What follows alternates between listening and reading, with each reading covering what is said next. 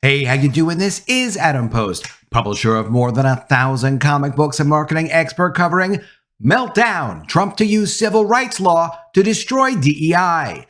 Let's get into the story. Before we do, please be sure you are subscribed to the channel. Click the bell for notifications. Give me a thumbs up. I really appreciate you guys. Exclusive report from Axios. Trump allies plot anti-racism protections for white people. From Rolling Stone. Trump allies plan to reinterpret civil rights laws to protect white people.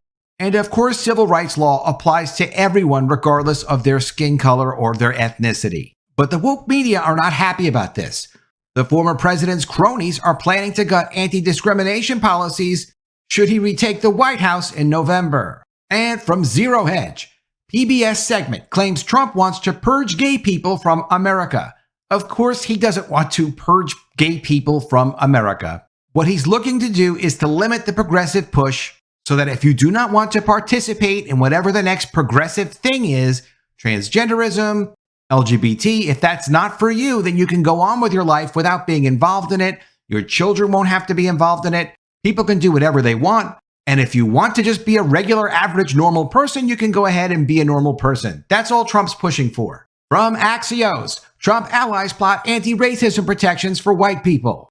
Axios does not like this. They're very upset about it. If Donald Trump returns to the White House, close allies want to dramatically change the government's interpretation of civil rights era laws to focus on anti-white racism rather than discrimination against people of color. That is not accurate. The point of view from the left is that there's no such thing as racism against anyone except people of color. It's not true. It's not legal. It's not reasonable.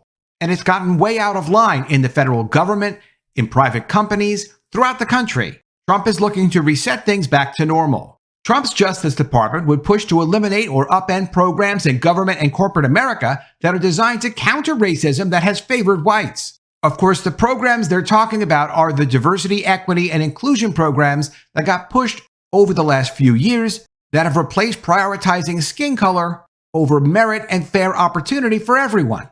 All that has to go. Targets would range from decades-old policies aimed at giving minorities economic opportunities, and only those minorities those economic opportunities, and that has already been started to be rolled back because of successful lawsuits. And it includes more recent programs that began in response to the pandemic and the death of George Floyd.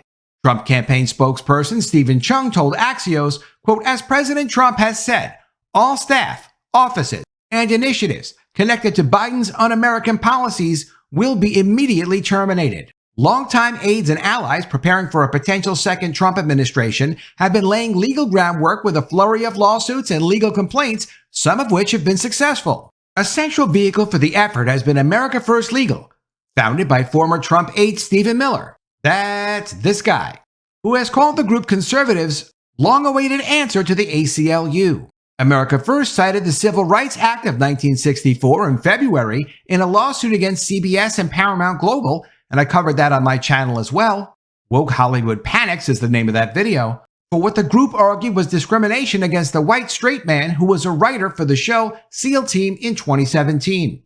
That writer was complaining that he was passed over for a permanent job as a writer on the show, while they hired other people that didn't look like him and weren't attracted to the same sorts of people he was attracted to. Or maybe they were attracted to those people, but you get the idea. It was discrimination. In February, the group filed a civil rights complaint against the NFL over its Rooney Rule. The rule, named for Dan Rooney, the late owner of the Pittsburgh Steelers, was instituted in 2003 and expanded in 2022. It requires NFL teams to interview at least 2 minority candidates for vacant general manager, head coach, and coordinator positions.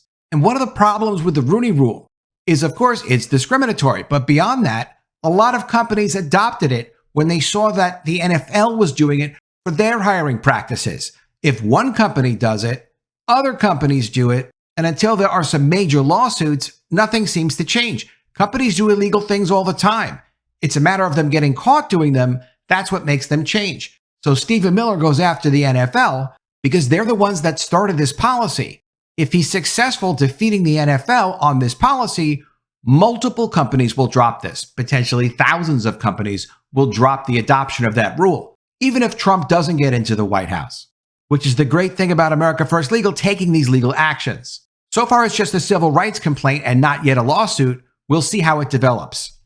America First Legal argued that given the limited time frame to hire executives and coaches after the season, this results in fewer opportunities for similarly situated, well-qualified candidates who are not minorities. In 2021, Miller's Group successfully sued to block the implementation of a $29 billion pandemic-era program for women and minority-owned restaurants, saying it discriminated against white-owned businesses. Quote, "This ruling is the first but crucial step towards ending government-sponsored racial discrimination," Miller said at the time. And this was a very significant lawsuit with a very significantly positive result. From the Hill, federal judge says Biden restaurant fund discriminated against white males. The reason that the judge sided with Stephen Miller on this is because the discrimination was unfair and it was clear. He said this, quote, "The evidence submitted by plaintiffs indicates that the entire $28.6 billion in the Restaurant Revitalization Fund may be depleted before plaintiffs' application can be considered for relief under the program." Because what the program did was literally take people who didn't have the right skin color, didn't have the right gender, and put them at the end of the line for receiving monies from that fund.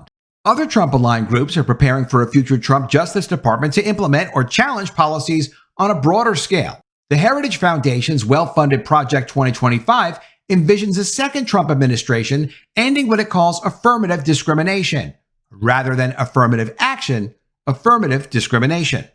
Part of the plan, written by former Trump Justice Department official Gene Hamilton, argues that advancing the interests of certain segments of American society comes at the expense of other Americans, and in nearly all cases violates long-standing federal law. Gene Hamilton is America First Legal's general counsel. Such groups have gained momentum with the Supreme Court's turn to the right, most notably its recent rejection of affirmative action in college admissions. That one was thanks to Edward Blum. The court ruled that programs designed to benefit people of color and address past injustices discriminate against white and Asian Americans. In 2021, a federal judge blocked a $4 billion program to help black farmers. Why would anyone want to block a program to help black farmers? Of course you should help black farmers. But you can't help just black farmers. You can't exclude everyone else. From the New York Times, judge blocks $4 billion U.S. debt relief program for minority farmers. The aid program, part of the $1.9 trillion stimulus package that Congress passed, is intended to help farmers who have endured generations of racial discrimination. So it's also intended to exclude everyone else. Not everyone of every skin color has had the same experience in the United States, regardless of what the left wants to pretend. And in March, another federal judge ruled that the Commerce Department's Minority Business Development Agency was discriminating against white people and that the program had to be open to everyone because it did exclude white people from that program. This was a federally funded program, and you had to be a certain skin color, or at least not a certain skin color, to be able to participate in that federal program. It included raising money. It included getting multi-billion-dollar contracts. Can you think of anything more unfair than that? From the New York Times, federal judge rules minority business agency must serve white people as well. The ruling by a judge in Texas, that judge was appointed by Trump, was the latest in a string of court decisions that have eroded or struck down federal affirmative action mandates in a variety of arenas. The Harvard Supreme Court decision made a lot of this possible. The Trump campaign directed Axios to the candidates' already stated positions, bashing Biden's policies promoting equity. Quote, "Every institution in America is under attack from this Marxist concept of equity," Trump said in 2023. "I will get this extremism out of the White House, out of the military, out of the Justice Department, and out of our government." The Trump campaign's Steve Cheung added, "President Trump is committed to weeding out discriminatory programs and racist ideology across the federal government." A CBS poll last November found that 58% of Trump voters believed that people of color were advantaged over white people. Just 9% of Biden voters said the same. And the point of those Trump voters is just, look, we understand what diversity, equity, and inclusion means, not white people. I mean, that is what it means. There are college scholarships you can only get if you're a certain skin color. There are jobs you can only get if you're a certain skin color. We have protections against that in this country. It doesn't matter if it's for good intentions. If it's not legal, it's got to stop. People need to know that they're going to be judged on the content of their character and what their merit is and how hard they're willing to work. and that they will be in a fair competitive environment. Not a perfectly fair environment, but a reasonably fair environment, not one that you're excluded from based on what you look like. It doesn't make it right just because you target someone of a certain skin color. None of that should be in our society. Polls also show that Trump is gaining support among Black and Latino voters. Trump has portrayed himself as the victim of racism amid his legal troubles. He repeatedly has said Black women prosecutors in Georgia and New York are racist. Yes, Trump has called out Fani Willis in Georgia, who is running his RICO prosecution, because she has accused him of being racist, saying he was criticizing her and her former boyfriend, Nathan Wade, because of their skin color, which of course had nothing to do with it. She was trying to hide what she was doing. In the case of Letitia James was criticizing white people for being too male and too pale and too stale, being completely racist. If you do that, you're going to at least get criticized for it. From Zero Hedge, PBS segment claims Trump wants to purge gay people from America, which of course he does not. In a ludicrous paranoid segment on PBS NewsHour this week, the network's White House correspondent, Laura Barron Lopez, claimed that Donald Trump is not only planning to roll back civil rights, which we already just covered. He's not trying to roll back civil rights. He's just going to allow white people to claim that, yes, they do also have civil rights. But she claims that he also wants to purge LGBT people from the country. Barron Lopez and anchor William Brangham made the assertions while discussing Trump's real criticism of transgender surgery and hormone therapy being carried out on children and biological men competing in women's sports. Quote, on the campaign trail, Trump has been talking about what he plans to do if elected in November, and that includes rolling back the rights of millions of LGBT people. It's part of a wider playbook to undo many modern civil rights advances for minority groups, Brangham asserted. He then introduced Barron Lopez, who claimed Trump plans quick action if elected against LGBT people. She then suggested that Trump and roughly 100 right-wing organizations led by the Heritage Foundation have a secret plan to wipe out LGBT people or something. No, they don't. They're not trying to wipe anybody out.